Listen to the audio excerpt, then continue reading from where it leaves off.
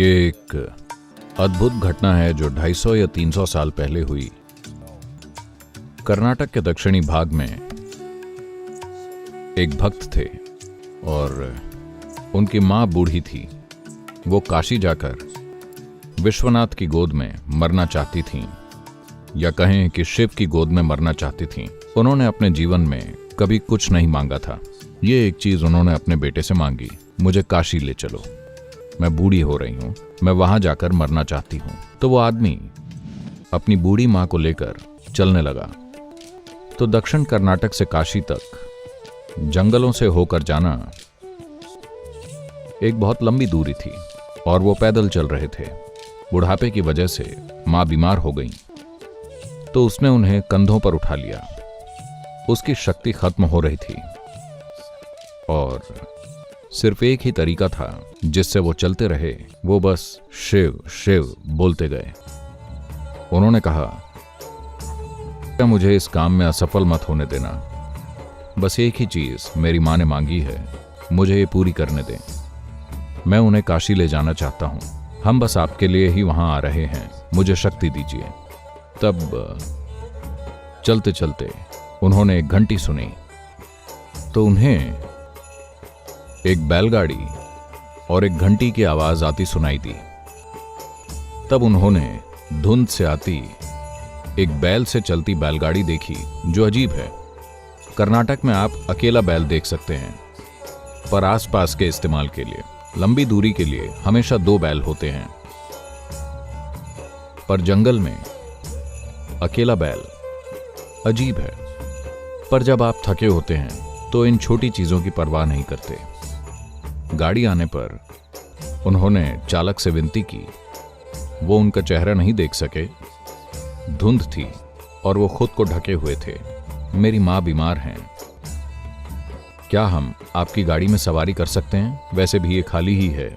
उस आदमी ने इशारा किया तो वो दोनों चढ़ गए। गाड़ी जंगल के रास्ते से जा रही थी।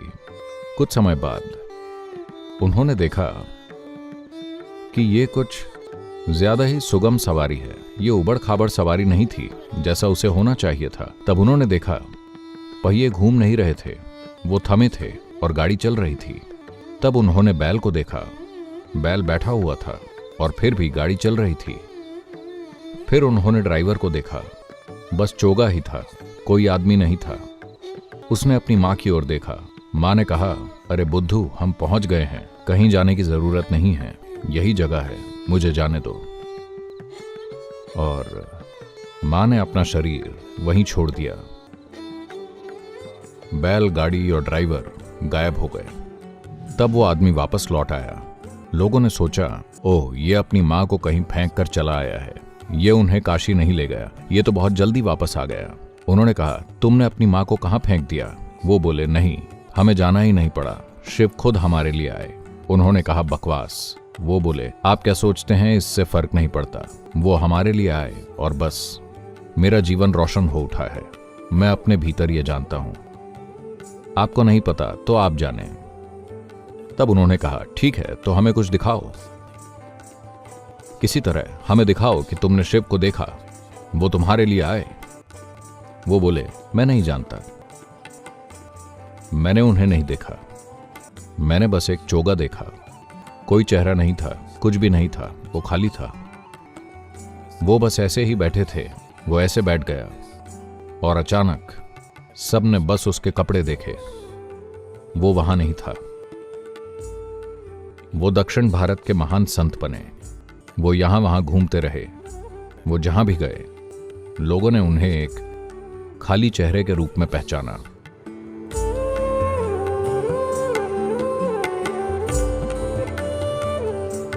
Devotion essentially means you have found a way to dissolve yourself. भक्ति मतलब आपको खुद को विलीन करने का एक तरीका मिल गया है। चाहे आपने एक देवता चुना हो, या एक आदमी या औरत या बच्चा, या अपने जीवन में कोई एक खास लक्ष्य, पर एक चीज साफ है कि कभी भी किसी ने अपने जीवन में कुछ भी बड़ा हासिल नहीं किया किसी चीज के लिए समर्पित हुए बिना।